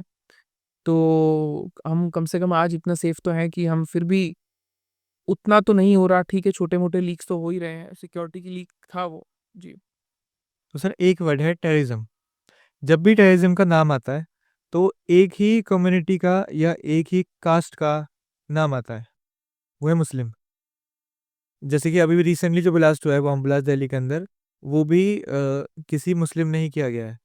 तो ये लोग बोलते हैं कि हमने नहीं किया, मतलब डेफिनेशन देते हैं कि हमारी ये नहीं है, वो नहीं है, नहीं है। लेकिन हर बार इन्हीं की मजहब से निकलता है हर बार। तो आप क्या कहना चाहोगे इस चीज़? अभी जो आपका जो हमारे इसमें जो भी एक्सप्लोज़िव्स पाए गए, वो भी फ़रीदाबाद से जिनके घरों में पाए गए, आप अगर देखें वो कहाँ से आते हैं। तो येस, ये एक सवाल खड़ा, ये जो है क्वेश्चनेबल है कि क्यों एक ही जगह से, एक ही तरह के तरफ के लोगों से ये चीज़ें आ रही हैं। तो ये तो समझने की बात है और लोग आपस में इस बात को समझें कि एक ही तरफ से ऐसा क्यों हो रहा है। तो ये बिल्कुल दिस इज़ डिबेटेबल, एक डिबेटेबल टॉपिक है, मगर मेरा ऐसा फिर भी मानना है कि ये वो लोग हैं जो शायद सरहद पार से आके यहाँ पर जैसे भी इल्लीगली रहने लग जाते हैं। Brain washing is also a term. अब ये क्यों यही लोग ब्रेन वॉश हो रहे हैं, ये मुझे भी नहीं पता। तो लेट्स होप इसका कभी ना कभी कोई सॉल्यूशन तो निकलेगा। तो सर जैसे कि अभी मैं आपसे बहुत देर से बात कर रहा हूँ, तो मेरे को आपको फेस में बहुत ऐसा लग रहा है कि अब एक्टर वाला फेस लग रहा है बिल्कुल। हाँ, जैसे मुझे काफ़ी बार लोग कुछ कहते भी हैं इस बारे में, और जब आप जैसे लोग जो ऑलरेडी इतना ज़्यादा इस प्रोफ़ेशन में हैं, जब आप लोग ये कहते हैं तो मैं सोचता हूँ यार मैं कहीं गलत प्रोफ़ेशन में तो नहीं हूँ। मगर मगर चीज़ें कितनी बार हम जैसा सोचते हैं वैसा नहीं होती है। मैं मेरी पढ़ाई ही कर रहा था, मैं यूके में था उस समय। मेरा क्लासेस 1-1 साल अर्ली हुई थी। तो लकीली मेरा मास्टर्स होने वाला था और when I was 20 years old my father passed away. Okay sir.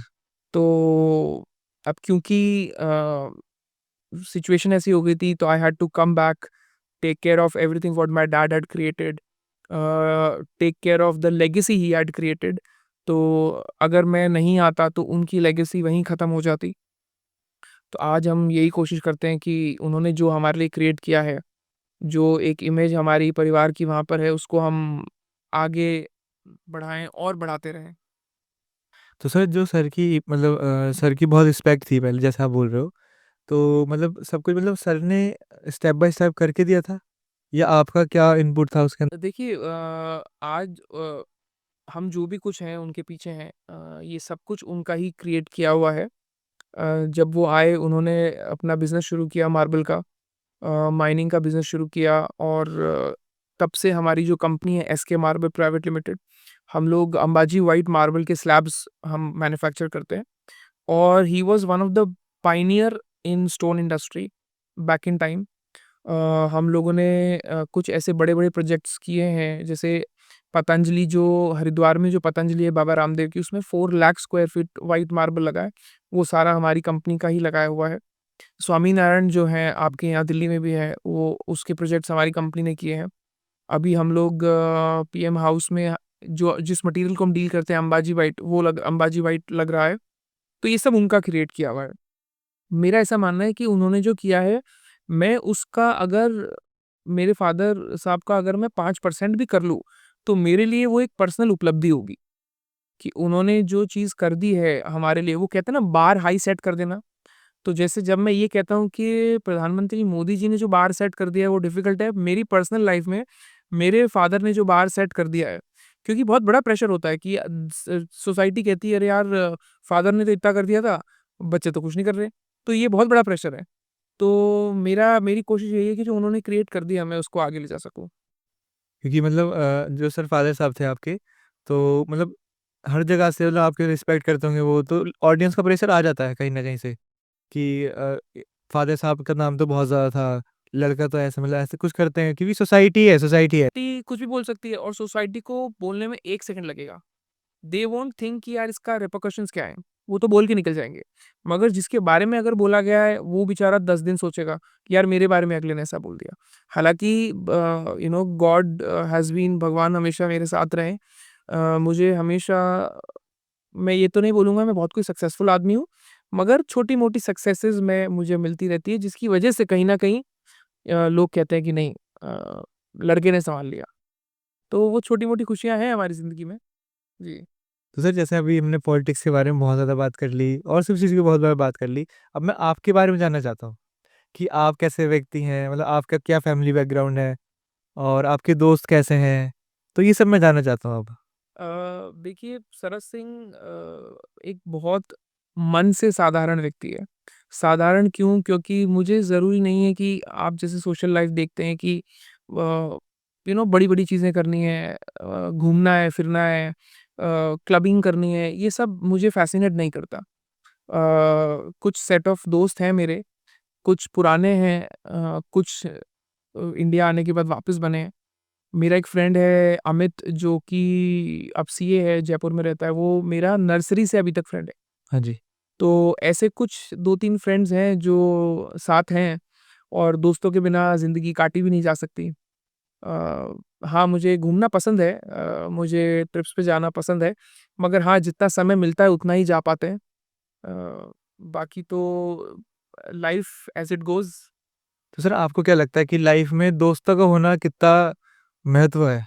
बहुत ज़रूरी है।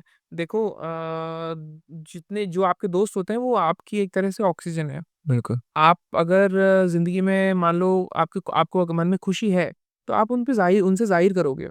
खुशियाँ आपके दोस्तों और परिवार के बिना तो कोई वैल्यू नहीं रखती। ठीक उसी तरह आपके दिमाग में अगर मान लो कोई स्ट्रेस है या कोई क्वेश्चन है, जिसको आप नहीं शायद किसी से शेयर कर सकते, वो आप दोस्तों से ज़रूर शेयर करोगे। और मतलब दोस्तों के बिना ये ज़िंदगी में कोई मिर्च मसाला नहीं है। मैंने लेकिन एक चीज़ सुनी है सर, जैसे कि इंसान जब टॉप पे जाता रहता है, तो उसके सारे दोस्त छूट जाते हैं, सारे रिलेटिव्स छूट जाते हैं। तो ऐसा आपको लगता है कि ये सब होता है एक्चुअल में, ये सब कहने की? देखो, होने में तो दुनिया में हर कुछ होती है। हम पूरी दुनिया में 800 करोड़ लोग दुनिया में लगभग होंगे। तो अब आपको हर प्रवृत्ति का इंसान मिल जाएगा। मगर अच्छे लोग भी हैं। आज अगर मेरे दोस्त हैं, अगर वो प्रोग्रेस कर रहे हैं, तो मेरे से ज़्यादा खुश कोई नहीं होता। मेरा दोस्त जब भी अगर गाड़ी भी ले रहा है, तो मैं पहले चाहूँगा कि भाई चल लेके आएँगे। वो खुद बोलेगा, "अरे! कल मिलनी है।" मैंने कहा, "कोई बात नहीं, आज ही चलेंगे।" क्योंकि मुझे खुशी है कि मेरा दोस्त प्रोग्रेस कर रहा है। मैं अगर कुछ नई चीज़ उपलब्धि अगर हासिल कर रहा हूँ या कुछ नया प्रोजेक्ट ला रहा हूँ, मेरे दोस्त मेरे साथ आते हैं। मेरे से ज़्यादा उत्सुकता उनको है कि यार सरस भाई ये कर रहा है, हमको जाना है साथ में। हाँ जी, हाँ जी। मतलब मैंने उनको बताया था कि मुझे दिल्ली से ऐसा इन्विटेशन है एक पॉडकास्ट के लिए, जो इस चीज़ों के बारे में बोलने वाले हैं। तो मतलब मैं अगर छोटी-मोटी अगर प्रिपरेशन करूँ, तो मुझे प्रिपरेशन करने नहीं दे रहे, क्या हो रहा है? पॉडकास्ट में क्या हो रहा है? तो मैंने कहा पॉडकास्ट होने दो भाई। बोले नहीं हमें जानना है क्या हो रहा है? कौन कर रहा है? कब शो होगा? कब एयर होगा? मैंने कहा सब हो जाएगा यार, करने तो दो मुझे। तो ये दोस्त ही हैं जो आपकी लाइफ़ में एक्साइटमेंट भरते हैं। बट सर मेरे साथ हमेशा अपोज़िट हुआ कि मैं तो हर रिश्ता बचाने की कोशिश करता हूँ, लेकिन सब छूट जाता है। मतलब उनको लगता है कि इसमें वैसा मैं आ चुकी है, लेकिन ऐसा होता नहीं है। मैं किसी से कनेक्ट होता हूँ, बिल्कुल ही इमोशनली कनेक्ट होता हूँ उस बंदे से। उसकी छोटी-छोटी सी हरकत भी फिर मेरे को मतलब डिसरिस्पेक्ट लगती है, मुझे ऐसा लगता है। क्योंकि सर एक्चुअली ये चीज़ है, अगर मैं आपको अभी तो सर बोल रहा हूँ, इन बाय चांस वैसे भी वही चीज़ मानूँगा। अगर आपको दोस्त बोलता हूँ, तो मैं आपको एज़ एन हीरो देखूँगा। जी। पूरे हीरो, कोई मतलब वो नहीं, आपकी गलती नहीं बोलूँगा, सही भी नहीं बोलूँगा, हीरो बोलूँगा बिल्कुल। तो मैं भी चाहता हूँ कि जो सामने वाले मेरे को हीरो बोले। मैं आपको यही बोल रहा था, जब आपने ये बात बोली कि मेरे दोस्त जो भी हैं कम हो गए या जो भी हैं, तो मैं आपको यही बोलने वाला था कि तो आज आपका बेस्ट दिन है। क्योंकि आज जो दोस्ती आपने हमारे साथ कर ली है, अब ये दोस्ती आप खुद कहोगे कहाँ तक जाएगी। क्योंकि मैं ऐसा व्यक्ति हूँ कि मैं एक बार किसी को मिल लूँगा, तो वो फ्रेंडशिप लाइफ़ लॉन्ग हो जाएगी मेरे लिए। क्योंकि एज़ आई सेड कि मैं ह्यूमन्स को रिस्पेक्ट देता हूँ और आप जैसा जो व्यक्ति है वो दोस्ती के लायक है और जिसने भी अगर मान लो आपको कहीं भी बैक स्टैबिंग करी तो वो उनकी बदकिस्मती है। अच्छे दोस्त कहाँ मिलते हैं आजकल। जी। जी, सही कह रहे हो सर आप तो, उनकी हीमत कम से कम यही लग रही है मेरे को तो। हाँ, उन्हें अरे बिल्कुल डेफ़िनिटली उनकी है। हाँ जी, हाँ जी। तो सर मैं जानना चाहूँगा कि थोड़ा पर्सनल हो सकता है ये वाली चीज़ कि कि आपको कभी मतलब प्यार हुआ है वैसे कभी? देखो बिल्कुल आप पूछ सकते हैं, आपका शो है, हम तो आपके शो में आ गए, अब जो आप पूछेंगे हम उसका जवाब देना ही पड़ेगा। और ये चीज़ मैं आपको बताऊँ क्योंकि मैंने आपको मेरा थोड़ा-सा जो बैकग्राउंड बताया था कि क्योंकि लाइफ़ में टर्बुलेंस बहुत जल्दी आ गया। यूजुअली क्या होता है कि 20-21 के बाद में लोग कॉलेज जाने लगते हैं। 24-25 तक कॉलेज करते हैं, 25 के बाद में कहीं थोड़ा जॉब करते हैं। अगर फैमिली बिज़नेस होता है तो भी एक्सपोज़र लेते हैं। 28-29 के बाद वो अपने घर परिवार में जाके कहते हैं कि ठीक है अब बिज़नेस जॉइन कर लेंगे। क्योंकि मैं 20-21 साल में तो मैं वापस आ गया था और सारी कंपनीज़ को सँभालना, सारे प्रोजेक्ट्स को सँभालना क्योंकि हमारी 3-4 फैक्ट्रीज़ हैं उसको सँभालना कुछ और विवाद उन सबको सँभालने में समय ऐसे निकल गया कि मुझे खुद को पता नहीं चला कि ये इतने साल कैसे निकल गए। जी। ओके, तो सर जैसे कि मेरा अब हम पॉडकास्ट के एंड पे जा रहे हैं, तो मेरा मेन क्वेश्चन मतलब मेन कह लो आप या कुछ भी कह सकते हो उसको। जैसे कि आपके सोशल मीडिया पे जो आप बहुत ज़्यादा रिस्पेक्ट करते हो उनकी, ओम प्रकाश जी की। तो आपका उनके साथ मतलब कैसा बॉन्ड है या क्या चीज़ है, आप हमको बता सकते हैं थोड़ा? जी, बिल्कुल माननीय ओम प्रकाश माथुर जी जो अभी राज्यपाल हैं सिक्किम के, मैं उन्हें ओम अंकल बोलता हूँ। तो मैं उनको वो मुझे अपने बच्चे जैसा ही मानते हैं और मैं भी उनको इसी तरह मानता हूँ कि मैं उनके सामने अगर मुझे कुछ बोलना है, मैं ज़िद भी कर लेता हूँ। हमारा मेरे परिवार का मेरे ओम अंकल मेरे फ़ादर साहब के बहुत अच्छे मित्र रहे हैं और ये जो फ्रेंडशिप है, ये बहुत पीछे से चलती आ रही है। तो एक काफ़ी मंच पे ओम अंकल ने बोला भी है कि ये लड़का बदमाश है, ये शैतान लड़का है ये। वो इस सेंस में कहते हैं कि बड़ा मतलब चुलबुला लड़का है। तो जब मैं मोदी जी को फर्स्ट टाइम मिला था, तो वो उन्हीं का एफर्ट था कि उन्होंने कहा कि तेरे को मिलना है, मोदी भाई से मिलना है, चल। और उन्होंने मुझे मोदी जी के जीप में बिठा दिया। तो उस जीप में मैं, ओम अंकल और नरेंद्र मोदी जी हम तीनों जो साथ में आपको दिख रहे हैं, तो ये उनकी बदौलत थी कि मैं उस समय नरेंद्र मोदी जी को फर्स्ट टाइम मिला। आज तक ओम प्रकाश माथुर जी एक बहुत सीनियर लीडर हैं भाजपा के। वो पहले स्वयंसेवक प्रचारक रहे हैं आरएसएस के और वहाँ से उन्होंने भाजपा जॉइन करी। तब से लेके आज तक वो जो विज़न मैंने जो बताया वो उसी विज़न पे चलते हुए आज जहाँ हैं वहाँ गए हैं। सबसे छोटे से छोटे कार्यकर्ता को आज तक वो नाम से बुलाते हैं। छोटे से छोटा कार्यकर्ता आज भी उनसे ऐसे ही मिलता है जैसे उस ज़माने में मिलता था। आज वो गवर्नर हैं, राज्यपाल हैं, राज्यपाल का प्रोटोकॉल बहुत बड़ा होता है। फिर भी वो अपने आप को अपने पुराने लोगों को ये कभी शो नहीं करने देते कि मैं एक इतना बड़ा व्यक्ति हूँ। क्योंकि नरेंद्र मोदी जी, अमित शाह जी, अ, ओम प्रकाश माथुर जी, ये 3 जने ऐसे हैं जो गुजरात से एक टीम में काम करते-करते आज आगे यहाँ तक आए हैं। तो ओम अंकल जो हैं वो क कार्यकारिणी सदस्य रहे हैं भाजपा के इलेक्शन कमिटी के। उसके अलावा हमारे राजस्थान के प्रदेश अध्यक्ष भी रहे हैं और संगठन में उन्होंने सबसे ज़्यादा काम किया है। He is the only person. अब तो वो गवर्नर हैं, भाजपा उनको पहले जब भी किसी राज्य में चुनाव होता था, मोदी जी उनको भेजते थे जाओ, ये राज्य जीत के आओ। और आज तक कोई भी नेता ऐसा नहीं है जो उनका रिकॉर्ड तोड़ सके। वो जिस भी राज्य में गए हैं, वहाँ भाजपा की सरकार बना के आए हैं। जिस भी राज्य में ये गए। तो काफ़ी बड़ी बात है सर। बिल्कुल, गुजरात, महाराष्ट्र, उत्तर प्रदेश, छत्तीसगढ़, जहाँ-जहाँ उनको जॉब मिला, उन्होंने कहा मैं करवा के लाऊँगा और वो करवा के लाए। जो लास्ट छत्तीसगढ़ चुनाव जो हम जीते हैं, किसी भी व्यक्ति ने नहीं कहा था कि छत्तीसगढ़ भाजपा जीतेगी। खुद हम भाजपा वालों को लगता था यार कैसे होगा? मगर जो ओम अंकल जादू करके आए वहाँ पर, वी ऑल वर सरप्राइज्ड कि अंकल ये क्या किया? अंकल ने कहा, "अब कर दिया जो कर दिया, हो गया, जीत गए ना।" तो वो एक बहुत सम्माननीय व्यक्ति हैं। मैं as a mentor Modi ji को देखता हूँ तो उन्हीं के बराबर मैं ओम अंकल को भी देखता हूँ। क्योंकि आज जो भी मैं कुछ हूँ, जो भी कुछ सीखा हूँ, जिस भी लेवल पे काम कर पा रहा हूँ, वो कहीं न कहीं उनके पीछे ही कर पा रहा हूँ। जी। मतलब ऐसे रिस्पेक्टेड लोगों का होना भी ज़रूरी होता है लाइफ में कि एक गाइडेंस मिल जाती है। बिल्कुल, वो मेरे सम्मानीय तो हैं ही, साथ ही साथ भारत के करोड़ों लोगों के सम्मानीय हैं। क्योंकि उन्होंने जो लोगों को सिखाया है, वो बहुत ही कम नेता हैं जो सिखा पाते हैं। ऐसा एक चीज़ है कि अब तो मतलब भाजपा हर स्टेट में है, बस एक ही स्टेट रह रही है फिर। बिल्कुल, अब एक रह गया है, बस अब बहुत जल्दी हम बंगाली बोल वाह! एकलो चलो, बिल्कुल, एकलो चलो। एकलो चलो तो नहीं रहेगा, अब तो सब साथ ही चलने वाले हैं अब आई गेस। तो अब वो भी जल्दी वो दिन भी दूर नहीं है। हालाँकि हम भाजपा वाले ना कभी भी इस मोटिव से नहीं चलते कि हमें जीत हासिल करनी है।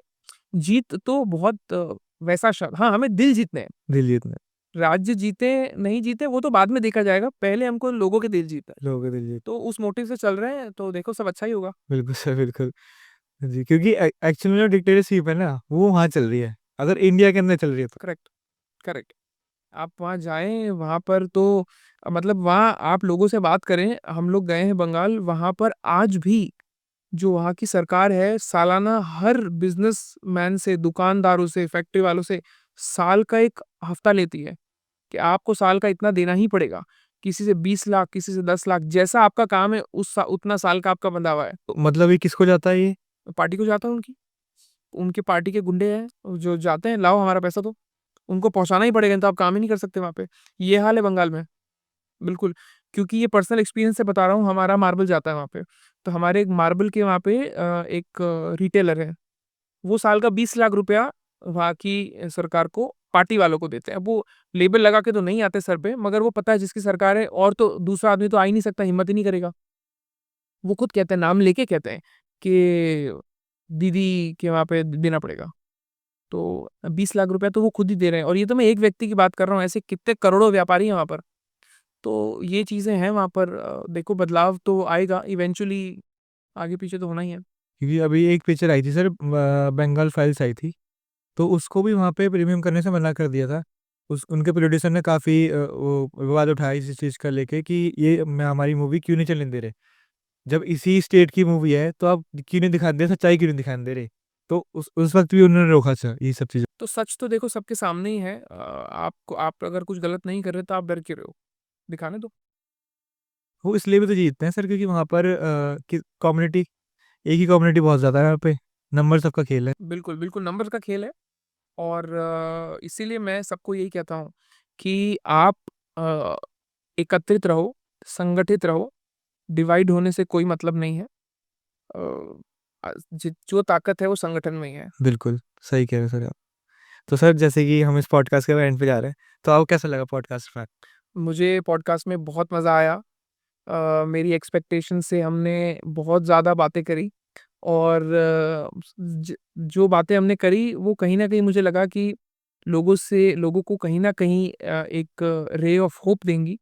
जो मेरे जितने भी युवा भाई-बहन हैं, जितने भी युवा दोस्त हैं, कहीं न कहीं वो रिलेट कर पाएँगे और जैसा मैंने बोला संगठन में शक्ति है। हम लोग इन बातों से शायद हम युवा और संगठित होंगे और एक साथ मिलके एक एक अच्छी बड़ी पिक्चर शो कर पाएँ। बिल्कुल सर, बिल्कुल।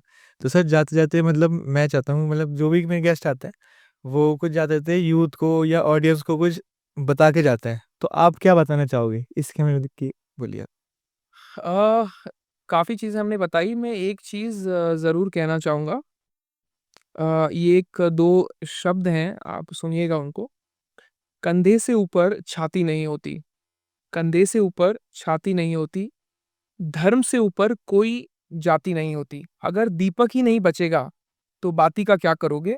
हिंदू धर्म ही नहीं बचेगा, तो जाति का क्या करोगे? क्या-क्या करोगे? बिल्कुल। ये तो सर आप सच कह रहे हो कि हमको इकट्ठा तो होना पड़ेगा। जी, बिल्कुल। चाहे ऐसे या तो ऐसे, कहीं से भी इकट्ठा होना पड़ेगा लेकिन इकट्ठा तो होना पड़ेगा। बिल्कुल ये हमारा धर्म है, हिंदू राष्ट्र है, आज से नहीं है हज़ारों सालों से चलता आ रहा है। इनफैक्ट जो कितने नैरेटिव फैलाए गए कि नॉर्थ इंडिया में आर्यन्स रहते हैं, ये बाहर के हैं। अम्बेडकर जी खुद इस बात को कह गए आज से 100 साल पहले कि ऐसा कुछ भी नहीं है, डीएनए टेस्ट भी अब तो हो गया है कि नॉर्थ इंडिया में जो भी लोग रह रहे हैं, वो हज़ारों सालों से यहीं हैं। तो ये जो डिवाइड का नैरेटिव था नॉर्थ और साउथ का, वो भी सब गलत है। हिंदू राष्ट्र एक राष्ट्र है और हम सबको मिलकर रहना चाहिए और भारत को हम आगे ले जा पाएँ, यही हमारा ऑब्जेक्टिव रहना चाहिए। तो कुछ सर बेस्ट ऐसी 2 लाइन जी। एंड में क्या कहना चाहोगे आप? अ, कुछ कुछ स्पेसिफिकली कोई सब्जेक्टिवली आप बताएँ किस बारे में? मतलब मोटिवेट करना है लोगों को। लोगों को मोटिवेट करना है। अब मोटिवेट तो ब वो किसी फील्ड में लेके हो सकता है सर या कुछ भी हो सकता है। बस लोगों को मोटिवेट करना है उसमें। हाँ जी सर। तो एक और पंक्ति बोल के मैं इस पॉडकास्ट को एंड करूँगा। अभी ज़रा-सा धीर धरो, यमुना का पानी खौलेगा। अभी ज़रा-सा धीर धरो, यमुना का पानी खौलेगा। राम भक्त के बाद अभी तो श्याम भक्त भी डोलेगा। वहाँ तो राम मंदिर बन गया, सरयू धन्य हो गई। और जिस दिन गदा उठा ली हमारे पवन पुत्र बजरंगी ने, कब्र में लेटा औरंगज़ेब भी राधे-राधे अरे पोटिया क्या बात है सर, क्या बात है। मज़ा आ गया सर आपकी लाइन सुन के तो। जी, अब थोड़ा बहुत कुछ हाँ जी। सुनो शायरी-वायरी करते रहते हो सर आप? नहीं, मैं शायरी बिल्कुल नहीं करता। ये तो क्या है कि पार्टी आजकल हमको वक्ता के रूप में कहीं न कहीं बेचती है। तो बस यही कुछ छोटी-मोटी कुछ चीज़ें हैं, तो याद रह जाती हैं। जी। जी, ओके सर। तो सर जैसे मैं पॉडकास्ट की टैगलाइन है सर कि हम जाते-जाते लोगों को जय श्री राम बोलते हैं। तो राधे-राधे गाइस, जय श्री राम। और सर मैं पहले तो सर का धन्यवाद करना चाहूँगा सर दोबारा कि आप मेरे पॉडकास्ट में आए। मेरे को बहुत मतलब बहुत अच्छा लगा दिल से। जी, तो सर धन्यवाद फॉर कमिंग। धन्यवाद, जय श्री राम और आपने मुझे यहाँ बुलाया, उसके लिए मैं आपको और आपकी पूरी टीम को थैंक यू बोलूँगा। और ये पॉडकास्ट जो आज हमने किया है, जो भी हम मैसेज आज हम दुनिया को, हमारे भारत के लोगों को देना चाह रहे हैं, ये सही लोगों को पहुँचेगा, सही समय पर पहुँचेगा। इससे बड़ा गिफ्ट मेरे लिए कुछ नहीं हो सकता। So thank you, thanks to you. धन्यवाद, धन्यवाद। ओके सर, जय श्री राम गाइस। जय श्री राम।